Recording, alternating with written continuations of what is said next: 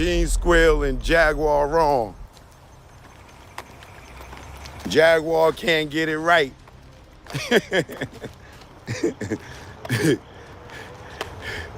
Those two right there need to be in an insane asylum together. You went from Diddy, riding on private jets and all that, to what?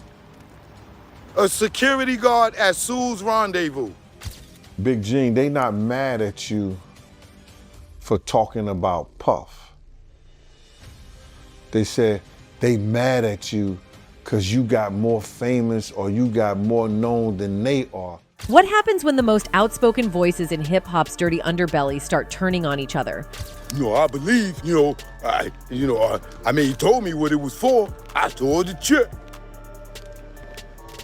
You've been sitting out here retracting all the stuff that you were saying for the last 4 or 5 years on YouTube. Are they whistleblowers or just two opportunists trying to make a quick buck? Choke No Joke has some harsh words for Jaguar Wright and Gene Deal, and we're diving headfirst into this twisted drama. We got liar out here. Gene Squill and Jaguar Kitty, the little kitty. But is Choke just calling them out, or is there something deeper going on? Stick around, because this story is about to get wild. In a world where shocking revelations and explosive interviews are becoming more frequent, Choke No Joke is tired of the falsehoods being spread by his former friends, Jaguar Wright and Gene Deal. These two have been making headlines with their so-called truths about Diddy, Jay-Z, and other high-profile figures in the industry. But are they actually telling the truth, or are they cashing in on fabricated stories to stay relevant? You went from Diddy, riding on private jets and all that, to what? A security guard at Sue's Rendezvous. Is this about justice, or is it about money? What's really going on behind the scenes in these viral interviews? And most importantly, are Jaguar and Gene truly trying to expose the dark secrets of the industry, or are they doing it for the spotlight and some cold, hard cash? Jaguar Wright and Gene Deal have been making headlines for years. Jaguar, a former neo-soul singer, became a viral sensation when she began exposing the alleged dark secrets of the music industry, calling out people like Jay-Z and Diddy. For years, I've been screaming, not just Diddy, but Diddy and Jay-Z are monsters. And the victim-making machine kept going on. On the other hand, Gene Deal, a former bodyguard for Diddy, has been steadily revealing his side of the story, claiming he witnessed firsthand what went on behind the scenes. But now, Choke No Joke has had enough of their accusations. He believes Jaguar and Gene are playing a dangerous game, twisting facts and spinning stories to fit their own narrative and to make a quick buck off interviews. Choke No Joke, a former industry insider himself, has seen the inner workings of the music world. But unlike Jaguar and Gene, Choke isn't buying into their stories, and he's letting everyone know exactly why. In his recent outburst, Choke accuses Gene of being nothing more than a disgruntled ex-employee, someone who's bitter about no longer being on Diddy's payroll. You went from Diddy, riding on private jets and all that, to what?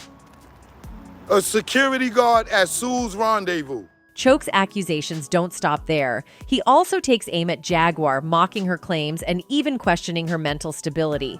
Gene Squill and Jaguar wrong. Jaguar can't get it right.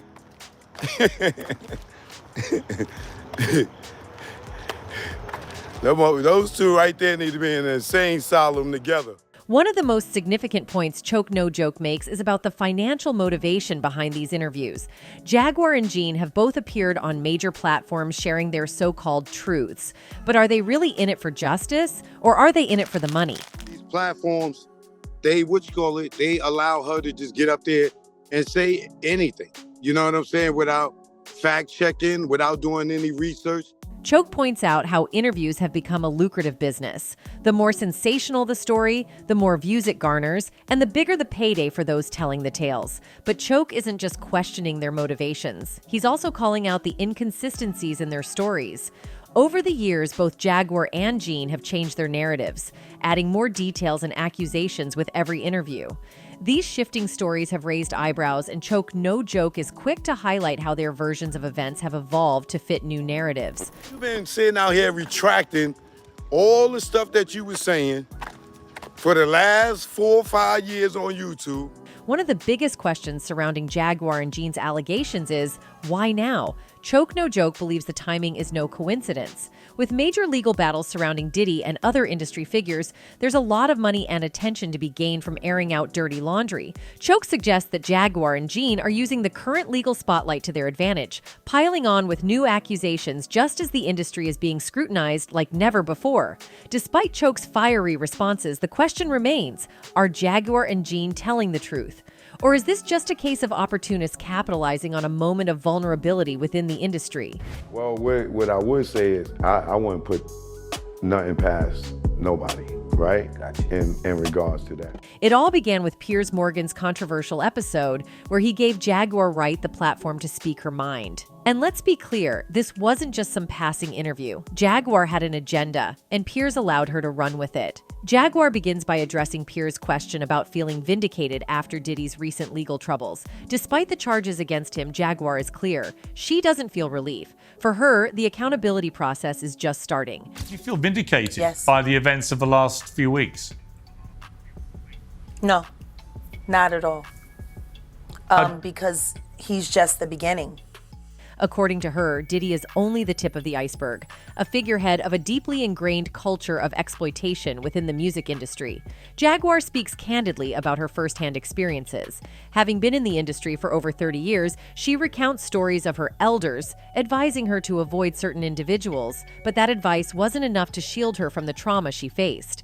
Even after decades, she still suffers from PTSD, and what's most disturbing to her is the repetitive nature of the abuse, with younger women sharing similar stories.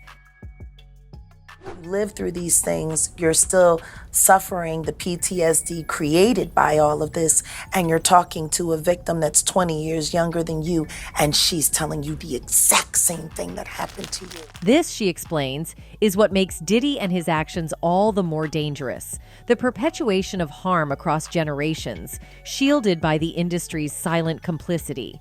A significant portion of the interview is dedicated to the toxic culture that Wright claims has been allowed to fester under powerful figures like Diddy. She speaks not just from her own experience, but from what she witnessed as someone once involved in the dark side of the industry, working as a dominatrix before securing her record deal. This gives her unique insight into how the entertainment and S industries overlap. Jaguar doesn't hold back. She describes the horrifying behaviors she has either witnessed or been told about, including ritualistic practices, drugging women, and discarding them like objects. The sheer scale of this abuse, covered up by NDAs and payouts, has kept it hidden from the public eye for years. And it's all done under the protection of, this is going to be paid off. There's another NDA. This is going to be, it's terrible. Wright points out that people knew, many knew, but no one was brave enough to speak, or if they did, they weren't believed. This culture of silence, Jaguar insists, has protected P-daters like Diddy for far too long. Another chilling aspect of Jaguar's claims is the idea that Diddy was selected for his role. She argues that he was specifically chosen to help maintain control over the Black community within the entertainment world. People keep looking at him like he's the Sputnik that came out of nowhere. This is someone who was designed to be what he is. We got to stop making Diddy's. Jaguar implicates not only Diddy, but also figures like Clive Davis and Lucian Grange, suggesting they enabled his rise and shielded him from consequences. According to her, Diddy was handpicked to manipulate and extract the precious jewels of Black culture for the industry's profit, all while leaving a trail of destroyed lives. Jaguar further believes that Diddy's recent silence is not out of loyalty, but fear. His powerful backers, those who have protected him for decades, still see value in keeping him quiet, but she predicts that his ego and drug addiction will eventually compel him to talk. And when he does, she warns, it will be catastrophic for those who have been complicit in his actions. His ego and his drug addiction won't allow him to do anything different. Anybody who thinks he's not gonna talk is crazy. He's got everybody on tape. They all know it. When asked by Piers whether Diddy will reveal others' involvement, Jaguar doesn't hesitate to confirm it. She believes that Diddy will have no choice but to talk, taking down many high-profile figures with him. In her view, his silence thus far is only a temporary shield. She makes it clear that what the public has seen so far is only the beginning, and the truth will be far more disturbing than anyone can currently imagine. On top of that, Jaguar has also spoken quite a lot about Jay-Z and Diddy's shady dealings in the past. During a recent interview, Jaguar made some strong claims, hinting that Jay-Z played a role in bringing down Diddy. These statements have stirred up a lot of debates and speculation in the music world. Jaguar, known for speaking her mind, didn't hold back as she talked about the alleged manipulation and exploitation in the music industry. In the interview, Jaguar asked important questions, digging into the timing and reasons behind Diddy's current situation. So why does it all come to a head now? Why now? Why? Because he's the acceptable monster at this time. During her candid conversation, Wright likened the treatment of contentious figures in the industry to what happened with R. Kelly, insinuating a possible pattern orchestrated by Jay-Z. When questioned about who might be the next target in this alleged series of orchestrated events, Wright directly brought up Sean "Diddy" Combs, implying that Jay-Z might be behind setting him up for a downfall. Y'all don't see the lineup? Yeah, we see the lineup. I'm just waiting to see who's next. Jay-Z is setting Diddy up. Wright went on to detail a sequence of alleged manipulations by Jay-Z, referencing past associates and collaborators. According to her claims, Jay-Z had lined up figures like Damon Dash and the late Notorious Big, supposedly stealing their life and identity. These accusations bring forth a complex narrative of betrayal and power dynamics within the music industry's upper echelons. He lined up DeHave and stole his life and identity. He lined up Big L, stole his life and identity. He lined up Dame Dash, stole his life identity, and took his love, Wright stated, painting a picture of calculated actions against key figures in rap history. The most shocking assertion made by Wright was her insinuation that Jay-Z's intention is to be the only influential figure in the music industry. He wants to be the one, she claimed, hinting at Jay-Z's alleged desire for dominance or control within the narrative of these high-profile incidents. As for Gene Deal, he has also been calling out Diddy and his fellow elites for a while now. You see, when the rumors of Diddy's alleged involvement in Biggie's demise started gaining traction, Gene Deal, who is Diddy's former bodyguard, began revealing some rather shocking details about what really happened to Biggie. According to him, the late Notorious Big's very own car was intentionally targeted. Gene Deal spilled the beans that those cars were adorned with a plethora of eye-catching stickers. Now, you might think it's a trivial tidbit, but it's a smoking gun. Apparently, these cars were rented, and guess what? It's strictly against policy to slap stickers all over them. Deal dropped another bombshell, alleging that only one group could have possibly tampered with those rides, the street team hired by Bad Boy Records themselves. He insisted that they were the only ones with the golden opportunity and access to plant those incriminating stickers. However, Diddy's car was completely sticker-free, adding a splash of suspicion to the mix. So somebody wanted to know, yo, if y'all gonna get big, to go to the car with the stickers on. While the investigation into Biggie's tragic case unfolded, the head honcho of security let slip a tantalizing hint. He vaguely alluded to some mysterious tasks entrusted to the street team, but he conveniently kept the details under wraps. In addition to this, Gene Deal also jumped onto the Cassie Ventura bandwagon, claiming had a ton of tea to spill about Diddy, including insight into his time with Cassie Ventura, who filed and then shockingly settled AR case against her ex-boyfriend. As you may recall from the dramatic filing, the 37-year-old singer claimed she was forced to have S with male escorts while the artist would film the interactions and pleasure himself, among many other disturbing allegations. But Gene was arguing this wasn't the full story. In an interview, the security guard alleged that the 54-year-old forced his then-girlfriend to hire those male S-workers for himself. He just didn't want anyone to be able to track them back to him. Addressing rumors that have plagued the Last Night crooner for years, Gene claimed he learned quickly when to give Diddy his space when they were out together, such as when he stumbled across the celeb allegedly purchasing adult toys or when they would frequent an apparent gay hotspot. That's right.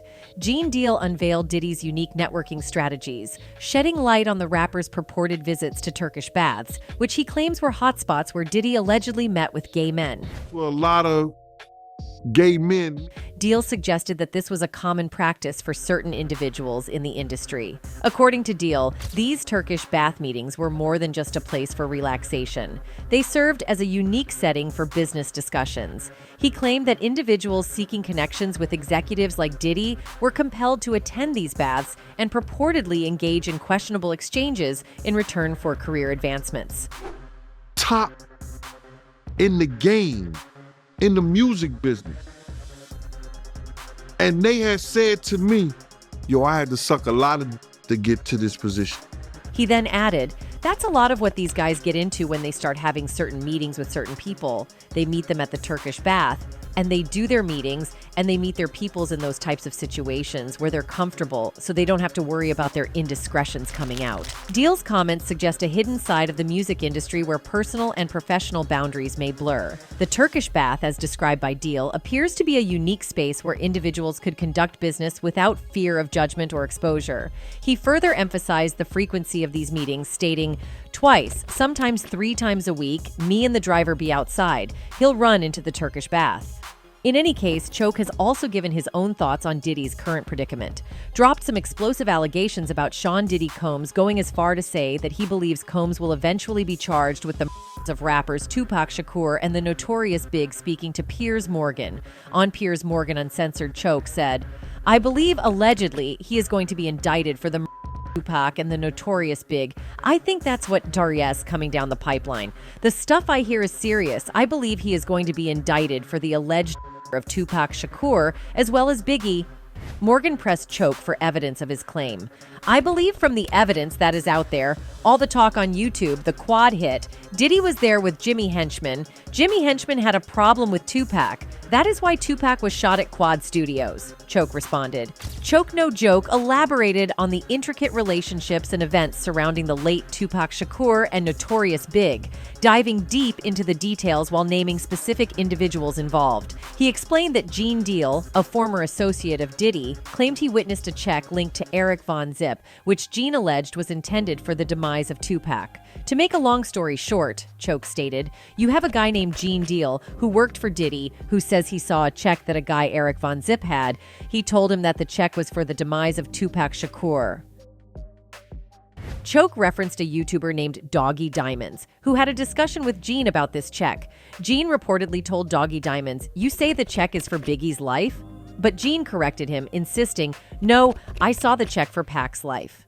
According to Gene, Eric Von Zip claimed to have this check in his back pocket, stating that it originated from Blackground Records. Choke connected this claim to Jimmy Henchman, who is allegedly associated with Blackground Records. He pointed out that if one considers the shooting of Tupac at Quad Studios, the story becomes even more sinister. Choke implied that if the allegations were true, and Diddy did indeed pay for Tupac's hit with funds from Blackground Records, it would create a direct link to the infamous Quad Studio shooting.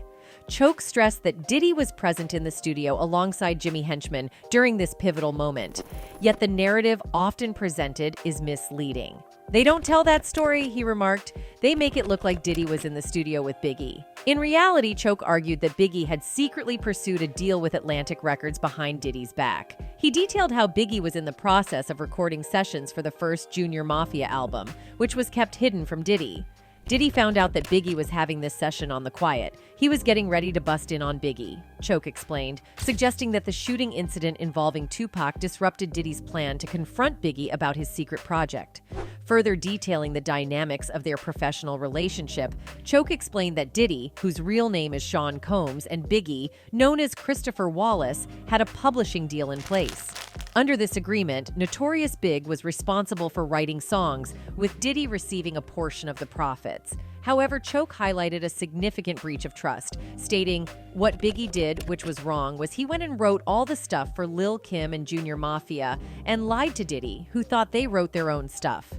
In a particularly dramatic turn of events, Choke recounted a chilling anecdote from the day before Biggie's tragic death. He shared how Gene Deal, acting as security, was smoking weed with Biggie, a move that was against protocol. Biggie, aware of the situation, reportedly told Diddy, we need more security because Gene was high. Gene then relayed to Diddy, hey, he wrote all the Lil' Kim stuff in Junior Mafia. Choke described the tense confrontation that ensued. Diddy jumps in Biggie's face, say it, you wrote it. The next day, Biggie was dead. Anyway, while Choke dismisses Jaguars and Deal's stories, the fact that they've gained so much attention shows that people are still interested in hearing what they have to say. But in an industry filled with secrets, who can you really trust? As Choke No Joke wraps up his thoughts on Jaguar Wright and Gene Deal, he makes one thing clear. He's not afraid to call out lies, no matter who's telling them. In his eyes, Jaguar and Gene are just two people trying to stay relevant by any means necessary. Whether you agree with him or not, one thing is certain. This drama isn't going away anytime soon. With new revelations coming to light every day, the battle between these industry insiders is far from over. Well, that's it for this video, folks. Bye.